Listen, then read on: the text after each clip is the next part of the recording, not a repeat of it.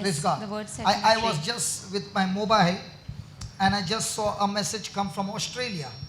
This person sent me a message saying, my sister's colleague, I told her to come and attend the retreat. Thank you, sister. I told my sister's colleague to attend the retreat. And this colleague had cancer. This colleague came and listened to the word of God, and she made a decision to apply that word in a day-to-day life. And yesterday she went for the scan and the report came. And brother, I have sent this message to tell you that there is no trace of cancer. Cancer has been destroyed.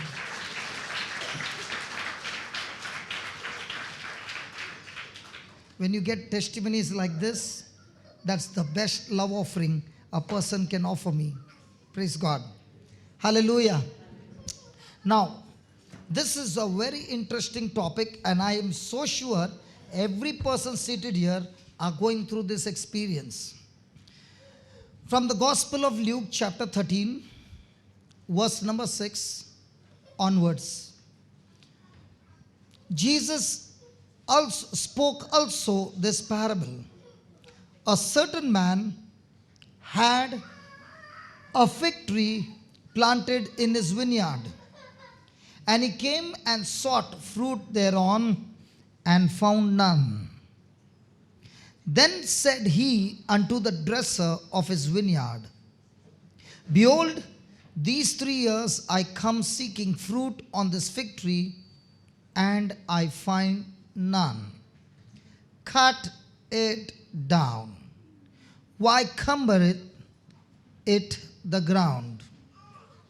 And he answering said unto him, Lord, let it alone this year also, till I shall dig about it and dunk it.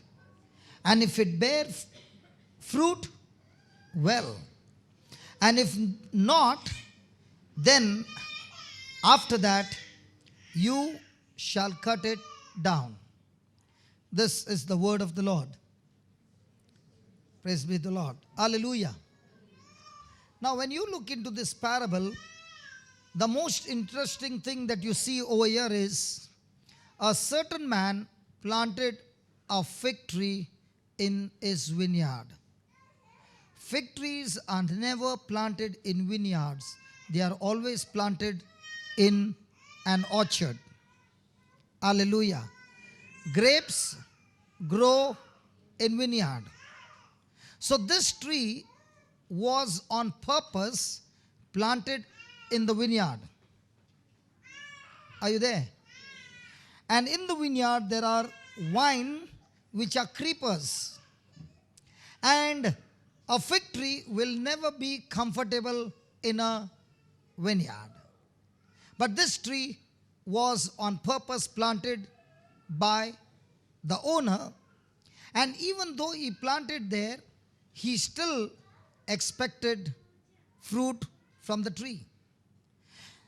That's exactly what God is saying to you, my friend, that you are planted in a family, you are planted in a job, you are planted in various places, and you are that fig tree that God has planted among the vine. And He has a purpose. And that's why when you see in your life, you find yourself very, very uncomfortable. And you begin to wonder, why am I planted in this family? Why am I planted in this in-laws? Why am I planted in this job? Lord, get me out. But look at what he says. He planted the fig tree there in his vineyard, and he came and sought fruit thereon. Praise God. The owner of the fig tree planted the tree on a purpose, and he still expected fruits on the tree. Hallelujah. Hallelujah. Now, I want you to just look at this. He planted the fig tree in the vineyard where there were different vines. Now, after planting the fig tree, after 3 years, when he did not find the fruit on the tree, did he change the name of the tree? Did he call that fig tree a wine tree, or did he still call him a fig tree? So, according to this parable, is Jesus saying that the environment around you, does it change your identity? But most of the time, what are we saying? Today my life is like this because of the environment that I have been raised in. Today my life is like this because of the pressure on the outside. Jesus is saying in this parable, no matter what the environment on the outside is, it will not change your identity that you have in Christ Jesus. Your identity remains the same. Fig trees produce figs. Coconut trees produce coconuts. In the same way, when you have Christ in you, you are supposed to produce the fruits of Christ. Amen. Hallelujah. Many a times you will find people saying, you know, I'm like this because of my nature. Have you heard that? Somebody will say, I am a very angry person. Why? Because it's my nature. That person is very angry at home. Is that person very angry when he faces his boss? Why not? That's his nature. Is that man so angry when he goes to the immigration office? Why? That's his nature. Is that man so angry when the police catch him and take him at the side for asking questions? No. Why? That's his nature. Why is the nature so different at some places, and why is the nature so different when it comes to home?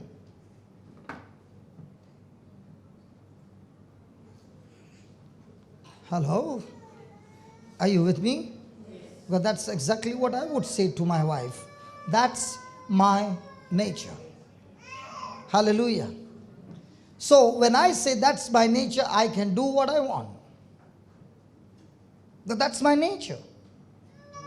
But my nature doesn't remain the same in every place. It is different. Praise the Lord. Praise the Lord. Hallelujah. Now, even though the wine tree was all around,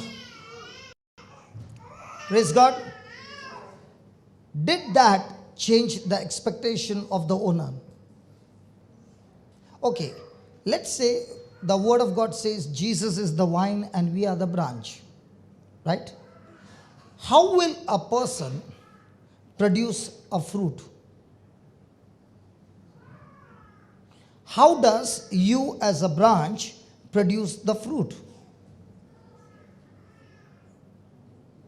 Are you supposed to be branches producing fruit? Come on, talk to me, please. Are you supposed to produce the fruit? How will the person produce the fruit? Okay, I'll give you the answer. Because I always want something practical. And I would say, Lord, give me something practical. And He showed me in the rosary. How many of you know to say the rosary? Everybody. Okay, say it together. Let's say it together. Hail Mary, full of grace, the Lord is with you. Blessed are you among all women, and blessed is the fruit, of thy womb, Jesus. So according to this word, Jesus is the fruit of Mother Mary's womb. Agreed? So you are the fruit of whose womb?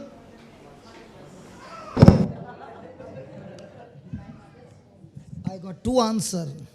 One saying Mother Mary's womb and the other saying Jesus. Jesus doesn't have a womb.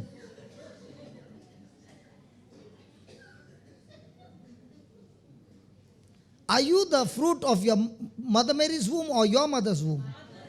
Your mother's womb. Okay. If you are the fruit of your mother's womb, how did you come into this world? You came into this world when your father made a decision to lose L-O-O-S-E, lose the resources that God had given to him freely. And that is the sperm. And when he loosed it, he did not lose it in such a way that he'll get it back. He loosed it forever. And the mother, she also was given by God a resource called the egg. And she also loosed it, not receiving it back again. When they both loosed what God had given to them, that brought in the fruit after 9 months. So in other words, God has given to every person seated here different gifts, different talents, different resources. And when that person makes a choice to lose it willingly, not expecting anything in return for what God has given, and he loses it for the benefit of others, such a branch now begins to bear the fruit of the heavenly kingdom. Are you there? So there are millions and millions of seeds that God has put in everyone's life, and everyone's life in our everyday journey, a question has to be asked: am I a person who is willingly losing the resources that God has given for the benefit of others? Then praise be to God, you are a branch that is bearing fruit. Praise God. Now, when you and I are living in this world where there are so many, wine trees around, is it going to be comfortable? Hello? Is it going to be comfortable? Let's take an example, taking a fig tree planted in the vineyard. Let's take the example of Joseph. He was in a family where his brothers would not like him. They hated him. They wanted to kill him. How come Joseph was able to produce the fruit irrespective of the environment that was so negative all around him? We will just go into some of the secrets learning from Joseph, and then ask ourselves, am I also facing trials in my life? How do I respond? Do I respond the way Joseph responded, or do I respond the way the world responds it? Because if I am a person who is responding the world's way, I will fail to produce the fruit. And the owner of the vineyard said to the gardener, listen, 3 years I've planted this tree and it has failed to produce the fruit, so I want you to cut it down. My friend, thanks be to Jesus. He is the gardener, he is the intercessor, and he is here with us, who is saying to the Father, who is the owner of the vineyard, give me 1 more year, I want to dig it and I want to dunk it. And what is he going to do? We'll see as an example in the life of Joseph. Now, Joseph, as we know, is like that fig tree, 17 years old, living in an environment where every member of the family hates him to the core. Why do they hate him? Because he has got a dream. Why do they hate him? Because their father loves him more than anybody. Why do they hate him? Because he always brings an evil report to their father. Now, in the past, I would think this way.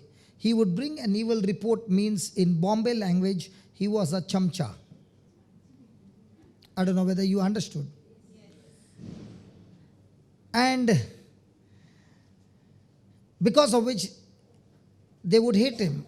But then I realized when the Holy Spirit said, why was Joseph bringing an evil report? It was not because he was a chamcha, but because he loved his brothers. How do you say he loved his brothers? He loved his brothers so much that he did not want any of them to be destroyed, and therefore he always brought an evil report only to the person who had the authority to correct them and lead them on the right path. So he did not bring the evil report so that they get punished, but he brought the evil report so that his brothers could be corrected in the right way and they could be led in the right path. Praise God. You can bring an evil report for two reasons. If your heart condition is, I want to see this person destroyed, you can bring the evil report. Or you can also bring an evil report that this person doesn't get into more crisis, but he's saved. Amen? Okay. Now, God called him a prosperous man. Now, when God called him a prosperous man, was he a prosperous man? No, he was a slave. He was a slave, but yet God called him a prosperous man. In the same way, right now, in whatever situation you are, God calls you anointed. God calls you blessed. God calls you healed. God calls you delivered. Now, even though God called him a prosperous man, did he have the resources with him? Did he have any status? Did he have any riches with him? Not at all. But he was called a prosperous man according to his mind condition, according to his heart condition. Hallelujah. Are you with me? Yes. Each one seated here are the fig tree planted on a purpose on this in a different place. Everyone has been planted on a purpose. And everyone, God has a desire that everyone begins to prosper. Now, according to the world, a person is prosperous who has got a big bank account. A person is prosperous when he has got a big house. A person is prosperous when he has got a lot of cars. A person is prosperous when he has got a great job. But according to God's word, a person is prosperous when he has been given the resources by God to fulfill the purpose and mission that God has for his life. Hallelujah. The very reason that God called him a prosperous man was because God was with Joseph. When you go for Mass, when the Mass begins, does the priest say, "The Lord is with you"? Yes. What's the meaning of that? If you read in the Old Testament, you will find, even in the New Testament, but much more when you see in the Old Testament. In the New Testament, the Lord is not with us, the Lord is in us. But in the Old Testament, the Lord is with so and so. You will always find this phrase coming, the Lord was with so and so, and the Lord gave him victory. Before any battle could take place and there would be a victory, you will always find the word of God saying, God was with David, God was with Daniel, God was with Samson, God was with Samuel, God was with Elijah. You will always find this phrase, the Lord was with. Now, when will the Lord be with you?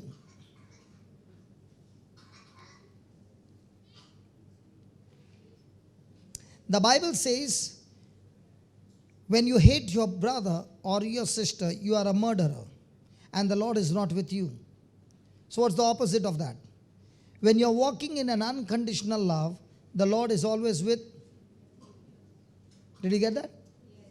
Now the question is, when his brothers sold him as a slave, was Joseph hating his brothers, or was he quick to forgive his brothers? Did you get that? So the first question you must ask, if I am a fig tree planted in this relationship by God, and I have been planted on a purpose, in a day, how many times do I go out of walking in that unconditional love? How many times do I get irritated, angry, and bitter? And if I am a fig tree who quickly gets bitter all the time, I will fail to produce the fruit of the kingdom. Praise God. Praise God. Hallelujah. Now when it came to Joseph, when he was sold as a slave and he was bought by Potiphar, the Bible says Potiphar could see that the Lord was with Joseph. How could he see that the Lord was with Joseph?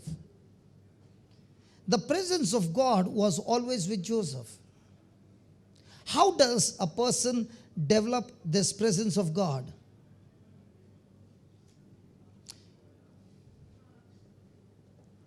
Look at that verse point number 3. When you begin to spend time developing your relationship with Him by singing praises to Him, studying His Word, and praying in the Holy Ghost on a daily basis, you begin to develop God's presence wherever you go.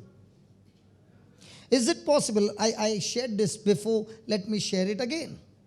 Once there was a car. The driver of the car was driving, and the signal had just turned yellow. Okay? And he was thinking that let me cross over. But as he was listening to the word of God, he said, okay, I will not break the signal. And suddenly he put on the brake.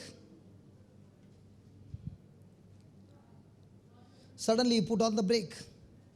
And there was a car on the backside which was thinking that he will pass and I will pass too. But suddenly putting on the brake, the other person also had to brake, and they nearly kissed each other. Now the moment the car stopped, the person on the behind began to honk, began to scream, and began to curse. And the person in the front was only praising God. Suddenly a police car came, would not ask a question, told the driver of the second car to come out, and did not ask a question, just caught the driver and put her in the car and put her into the prison. Hallelujah. Now that was a very severe punishment. Okay. And after 1 hour, the same officer came back to this lady and said, I'm so sorry, I did not know who you were. And that's why I took that decision. Please forgive me. The lady was angry because she was in the prison for 1 hour. She was annoyed. She began to curse him. She began to scream. And the officer said, listen, my dear, how will I know your identity? And she looked at him and he said, listen, when I was following your car, I saw that your car has got stickers saying Jesus loves you. Jesus cares for you. When I overtook your car and I saw a rosary on the mirror, rear view mirror, I began to understand if this person has got so many stickers and this person has got a rosary, surely this person cannot be the owner of this car. This car is stolen and you are the thief. Are you there? Yes. Because looking at all the stickers on your car, I knew you have to be a Christian. But looking at the fruit that came out, I knew this car is stolen. And that's why I did not even ask you a question. I just put you in the prison. But when I went through the documents, I found that I'm sorry, I could not recognize the true fruits of Christ. And that's why I mistook your identity. That's why you will find many a times people have got rosaries on their car, but when something happens, praise be to God, you can see the devil in them. Here it doesn't happen because here even if there is an accident, both of them are shaking hands and talking. You do it in India. कोई India का है तो समझेगा. Hallelujah. So is it possible that I can put all the religious articles all around me and still produce the fruit of the devil? Praise God. So how did Joseph develop this presence of God? Hallelujah. You can develop this by your relationship. You must develop a lifestyle of praising God and singing praises to God. When you come to church. Huh? Especially when you get a bad news. When do we really start praising God? When we get good news or bad news? But now what kind of a habit should we develop? How many times have you read that Joseph was grumpy and he was complaining and murmuring? So every time you are grumbling and complaining and murmuring and you are bitter, whose presence is with you? So is it possible for a person to sit in the church and still have fellowship with the devil?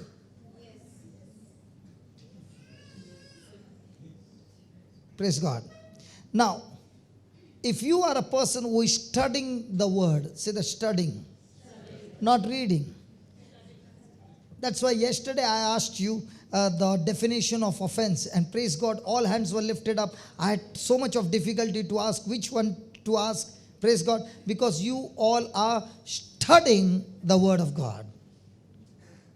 If you are reading the word of God, you won't remember. But if you are studying, you will. Do you tell your children, read the textbook, or do you say study? So any person who wants to experience the presence of God must have an attitude of studying His word.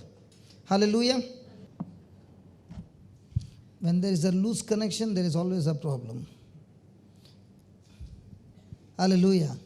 When does the connection become loose? When instead of praising, you start complaining. Loose connection. In a day, how many times you have loose connections? Nobody's talking. Hallelujah. Thank God He's teaching us practical ways, isn't it? Yes. When there's loose connection, can you see anything on the screen?